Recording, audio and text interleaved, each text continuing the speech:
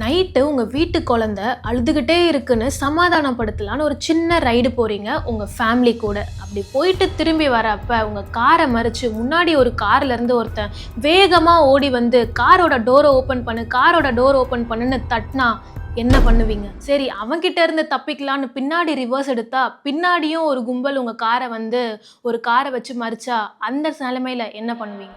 இப்படி தான் ஒரு சம்பவம் நடந்தது அப்படின்னு நம்ம எல்லாருமே சோஷியல் மீடியாவில் ஒரு வீடியோவை பார்த்துருப்போம். பார்க்கும் போதே என்னடா நடக்குது இங்கே, என்னடா பண்ணுறானுங்க அவனுங்க அப்படின்றது தான் நம்ம எல்லாரோட மைண்ட் செட்டாகவுமே இருந்திருக்கும். உண்மையாகவே அவனுங்க எதுக்காக தான் அவங்கள துரத்துனாங்க, அங்கே என்ன தான் நடந்தது அப்படின்றது தான் இந்த வீடியோவில் டீட்டெயில்டாக பார்க்க போகிறோம். இந்த மாதிரி ரெகுலராக நடக்கக்கூடிய விஷயங்களை பற்றி உங்களுக்கு தெரிஞ்சுக்கணுன்னா, எந்த விஷயத்தை பற்றி தெரிஞ்சுக்கணுன்னு கமெண்ட் பாக்ஸில் கமெண்ட் பண்ணுங்கள்.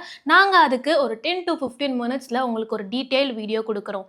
இது Info 366.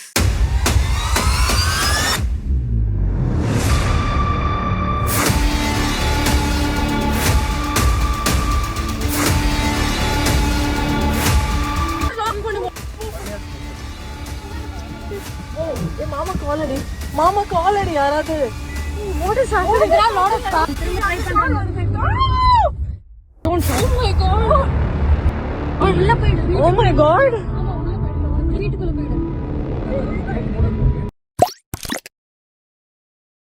இந்த வீடியோவை எல்லாருமே இப்போ சோஷியல் மீடியாவில் பார்த்துருப்போம். பார்க்கும் போதே என்னடா பண்ணுறீங்க நீங்கள், இப்படி துரத்திட்டு வரீங்களேடா, வீடு வரைக்கும் விடாமல் துரத்துறீங்களேடா, யாரா நீங்கள், எதுக்காகடா துரத்துறீங்க அப்படின்றது தான் பல பேரோட கேள்வியாக இருந்தது. இந்த கேள்வியெல்லாம் தாண்டி இதை இந்த அளவுக்கு பேச வச்சதுக்கு முக்கியமான காரணமே அவனுங்க வந்த காரில் இருந்த கட்சி கொடி. டிஎம்கேயோட கட்சி கொடி அந்த காரில் இருந்திருக்கு. இவங்க எல்லாருமே டிஎம்கே சம்பந்த ஆட்களா, ஒரு social media and political influence இருக்கக்கூடிய ஆட்களா, அதனால தான் இப்போ வரைக்கும் இவங்க யாருமே அரெஸ்ட் ஆகலை. இன்னும் போலீஸ் இவங்கள கண்டே பிடிக்கலையா? வீடியோ எவிடன்ஸ் இருக்கு, கார் நம்பர் இருக்கு, கிளியரா அவங்களோட முகம் தெரியுது, இன்னும் போலீஸ் அரெஸ்ட் பண்ணலையா? எவ்வளோ அரசியல் இருக்குல்ல. ஆமாம், இவனுங்க யாரையுமே இன்னும் போலீஸ் அரெஸ்ட் பண்ணல. இந்த சம்பவம் நடந்தது ஜனவரி 25 இன்னைக்கு ஆல்மோஸ்ட் 4 நாள் ஆயிடுச்சு. இப்போ வரைக்கும் யாருன்னே எங்களால் கண்டுபிடிக்க முடியல. ஏன்னா அந்த காரில் இருந்தது ஃபேக் நம்பர் பிளேட்டுன்னு சொல்கிறாங்க போலீஸ். இதெல்லாம் நம்புற மாதிரியா இருக்குது? இத்தனைக்கும் ஃபுல் வீடியோ எவிடன்ஸை வந்து அந்த பொண்ணுங்க எல்லாருமே போலீஸ் ஸ்டேஷனில் போய் சப்மிட் பண்ணியிருக்காங்க. அவங்க போலீஸ் ஸ்டேஷன் போனப்போ என்ன சொல்கிறாங்கன்னா, நீங்கள் தாங்க காரை வந்து இடிச்சிட்டிங்களாம், அதுக்காக தான் வந்து உங்களை துரத்திட்டு வந்திருக்காங்க அப்படின்ற மாதிரி சொல்கிறாங்க. என்னென்ன சொல்கிறாங்க பாருங்க அப்படின்ற மாதிரி தான் போலீஸோட பதில் இருந்துச்சு. இதை தாண்டி போலீஸ் மேலே என்ன கோவம் வர வச்சதுன்னா, பொண்ணுங்க நீங்கள் ஏங்க தனியாக நைட்டில் அந்த டைமில் வெளியே போகிறீங்க, அதுவும் இந்த ஏரியாவுக்கு ஏங்க அந்த டைமில் வெளியே போனீங்க அப்படின்னு கேட்டாங்களாம். ஏன் பொண்ணுங்க வந்து நைட்டில் வெளியவே போகக்கூடாதா? இத்தனைக்கும் ஃபேமிலி கூட போயிருக்காங்க, தனியாக கூட போகலை. அவங்க கூட வந்து பார்த்தீங்கன்னா அவங்க ஃபேமிலியில் இருந்த ஒரு மேல் பர்சனும் இருந்திருக்காங்க. அவங்க தனியாக ஒன்றும் போல் ஒரு குழந்தைய கையில் வச்சுருக்காங்க. இப்போ எல்லாருமே கேட்குறது, ஏன் அந்த டைமில் அவங்க வந்து வெளியே போகணும் குழந்தைய தூக்கிட்டு அப்படின்னு? அந்த குழந்தை நைட்டு ஃபுல்லாக அழுதுகிட்டே இருந்திருக்கு. அந்த குழந்தைய சமாதானப்படுத்தலாம் அப்படின்னு சொல்லி சின்னதாக ஒரு ரைடு அந்த முட்டுக்காடு ரோட்டில் வந்து போயிருக்காங்க. காற்று வாங்கிட்டு திருப்பி வர வழியில தான் அங்கேருந்தே இவங்களை பார்த்துருக்கானுங்க. இங்கே ஏதோ ஃபேமிலி இருக்காங்க, பொண்ணுங்க இருக்காங்க அப்படின்னு பார்த்த இவனுங்க துரத்திட்டு வந்து காரை வந்து முன்னாடி நிறுத்திட்டானுங்க. சரி, ஓகே, இவனுங்க முன்னாடி வந்து நிறுத்திட்டானுங்களே, காரை ரிவர்ஸ் எடுத்துகிட்டு போகலான்னு வந்து பார்க்கறதுக்குள்ளேயே உள்ளேருந்து ஒருத்தன் வேகமாக ஓடி வந்து கார் ஜன்னலை அடிச்சு கதுவை தரன்னு கத்துறான். என்ன பண்ணுவீங்க? ஆக்சுவலி வந்து போலீஸ்க்கு ஃபோன் பண்ணால் இந்த மாதிரி டைமில் பேட்ரோல் வண்டி வந்து உடனே வரணும். ஆனால் இங்கே அந்த மாதிரி எந்த ஒரு விஷயமே நடக்கலை. பேட்ரோல் வண்டி தான் வரல. போலீஸ் கம்ப்ளைண்ட் பண்ணாவது இவனுங்களை கண்டுபிடிச்சி எதுக்காக தான் இவனுங்க துரத்துனானுங்கன்னா அது கண்டுபிடிக்கணும்ல. அது கூட இப்போ வரைக்கும் தெரியல. நான் முன்னாடியே சொன்ன மாதிரி இந்த சம்பவம் ஜனவரி 25 நைட்டு நடந்திருக்கு. இவங்க உடனே ஜனவரி 26 போய் கம்ப்ளைண்ட் ஃபைல் பண்ணியிருக்காங்க. அதுக்கப்புறம் போலீஸ் எந்த ஒரு ஆக்ஷனுமே எடுக்கலை.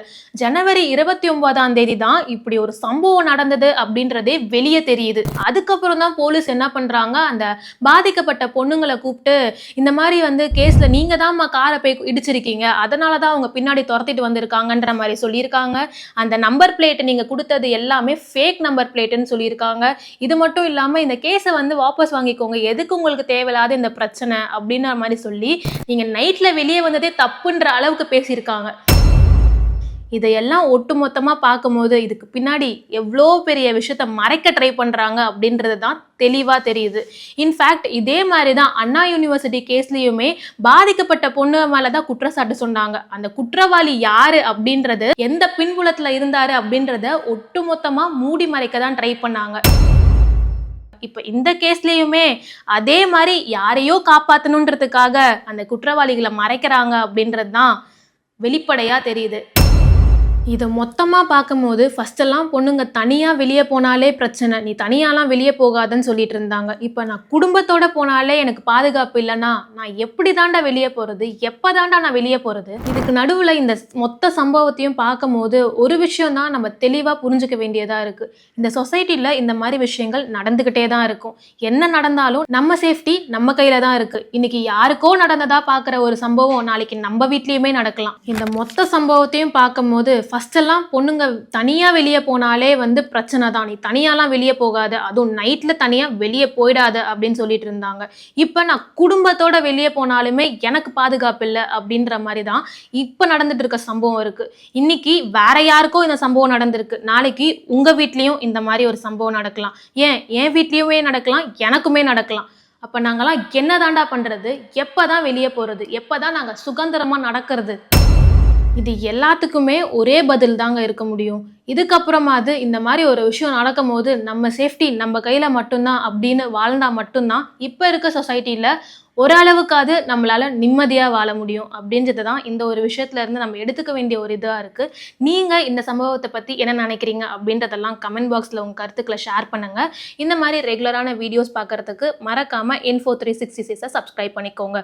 நான் உங்களை அடுத்த வீடியோவில் மீட் பண்ணுறேன். Until then is bye from Divya.